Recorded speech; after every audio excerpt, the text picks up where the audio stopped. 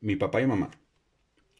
Uno de mis papás de verdad, como suelo llamarlo por ser mi padre biológico de apellido, se llamaba Víctor Hugo Martínez.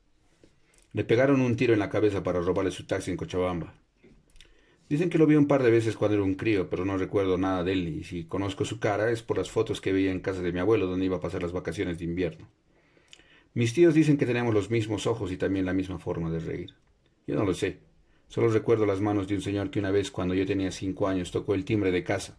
Me dejó un auto de juguete y un abrigo azul envueltos en papel sábana y se me quedó mirando por minutos primero y por segundos después en los que ninguno dijo nada.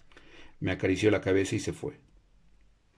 Mi papá, o mejor dicho, al que le digo mi papá, fue mi primer padrastro. Se llamaba Edgar y era un militar adicto a la lectura y al alcohol. Cuando lo expulsaron del ejército por participar del golpe de García Meza, el del 81, se fue a Brasil y desde allá me envió un skate brinquedos bandeirante. Estaba un poco chiflado y era violento. Le gustaba afilar cuchillos y limpiar sus armas en el patio a la luz del sol. Mientras tanto, yo tenía que leer en voz alta el manual de historia de Bolivia de Humberto Vázquez Machicado y José I. de Mesa y Teresa Gisbert. Era fascista y odiaba a los comunistas. Una Navidad, orgulloso porque había aprendido a leer, me regaló una colección de libros de Julio Verne y otro del Tesoro del Saber de Editorial Sigmar. Todos los libros que me dio desaparecieron. Solo se quedó conmigo Corazón de Edmundo de Vicis. Recuerdo que lo leía con él en las noches después de cenar. Yo lo odiaba porque me aterrorizaba todos los días, golpeándome, obligándome a leer o a hacer ejercicios de matemática día y noche.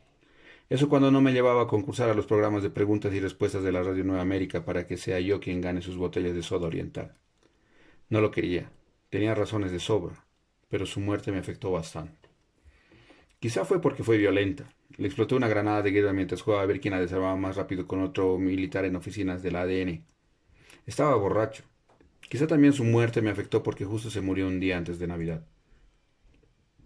Tardé casi 20 años en perdonarlo, si es que algo le tenía que perdonar.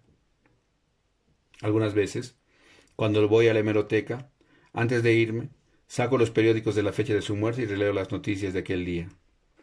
Miro los necrológicos y su fotografía, su mirada seria, con los lentes grandes y anticuados. Siento una especie de taquicardia y ansiedad. Camino a la universidad, a veces. Recuerdo que aplastaba hormigas con el pan y se las comía. Recuerdo también que amaba a los perros y que era súper católico y que a pesar de mis ruegos prefería llevarme al cine en vez de jugar fútbol. Recuerdo que en su entierro vi desde lejos cómo metían en el nicho su ataúd. Me sentí aliviado y en paz. Soñé con él 21 años después de que murió. Estábamos en el campo, él y yo, desnudos, ebrios los dos. Él, al otro lado de un río imposible de cruzar, mientras yo desde la otra orilla le gritaba que ahora podía intentar sacarme la mierda de nuevo y que ya veríamos quién iba a ganar entonces. Me miraba triste mientras subía una colina y se alejaba a un lugar frío, nublado y ocre. Mi papá actual es un gran tipo, se llama igual que yo. ¿Será que mi madre no me dejará ir jamás? Le gusta decir que por los antecedentes es muy peligroso estar casado con mi mamá. Es mecánico y tímido. Sospecha en realidad que odia a la gente y que por eso bebe. Le es muy difícil sonreír estando sobrio. El pobre ha tenido que sufrir toda mi adolescencia. Es un tipo tenaz y tacaño, lo cual al menos para mí es una pésima combinación. Se la puede pasar buscando un repuesto barato en la Feria del Alto por semanas. A veces, cuando viene a casa a reparar mil cosas que resultarían imposibles para mí, me lleva a las ferreterías y me habla en un lenguaje tan extraño que, solo por el precio, apenas puedo entender la diferencia entre una cosa y otra. Una vez, me acuerdo, estaba bebiendo en el bautizo de mi hermano con mis tíos. Aproveché y le robé el auto y lo fui a chocar. La policía me arrestó por ser menor de edad y por tener cuchillos y palos de picote en el auto. Los bates de béisbol eran muy caros en ese entonces. Cuando me sacaron de la policía, mi mamá me decretó muerte civil. Sombríos y largos días de reclusión, noches de tragedia, cosa que, fiel a su carácter testarudamente potosino, cumplió durante medio año.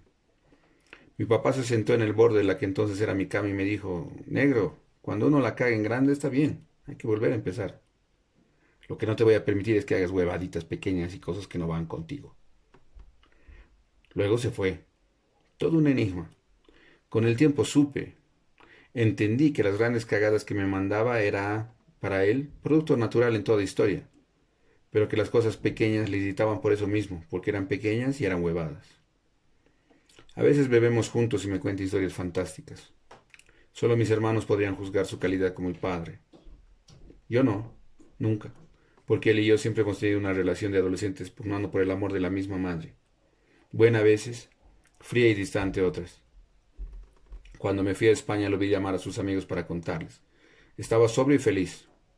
Me di cuenta, nos dimos cuenta. Hace tiempo que pasamos lo peor.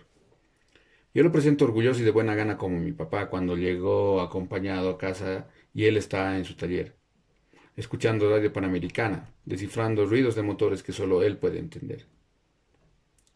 Desde hace algunos años tengo la costumbre de regalarle flores a mi mamá por el Día del Padre.